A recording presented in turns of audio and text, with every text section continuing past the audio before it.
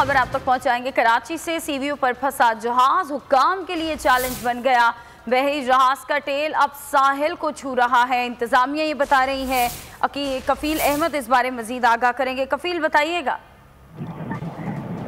देखिए, आज ये हैंगटोंग 777 को फंसे हुए जो है वो 24 रोज हो चुके हैं और कराची के साहिल पे ताहाल मौजूद है। इसको निकालने के लिए ट्रेन पूरी 2 दिन से यहाँ जो है वो फंसी हुई है। आज ऑपरेशन का चौथा रोज है और इंतजामिया की कोशिश है कि आज किसी तरह इसको जो है वो टर्न किया जाए, लेकिन तेज हवाओं के बारिश जो जहाज की जो है वो 140 डिग्री पर जो है वो टर्न हो चुका है और इंतजामिया का कहना यह है, बल्कि उनका दावा यह है कि दोपहर 2 बजे तक जो है वो इस बात का कभी इम्कान करने के लिए वो वक्त मौजूद होगा।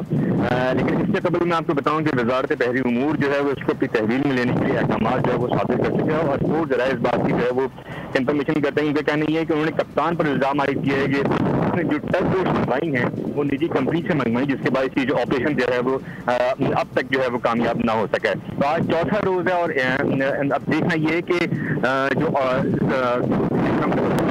इकदाम किया थे, इसलिए 3 दिन ऑलरेडी हो चुके हैं और अब के बाद जो इंतजामिया इस बात का दावा कर रही है जो है वो किस हद तक कामयाब होगी। ठीक है कफील, बहुत शुक्रिया आगाह करने के लिए। कफील आगाह कर रहे थे। तेज़ हवाओं ने बहरी जहाज़ को 140 डिग्री पर मोड़ दिया है।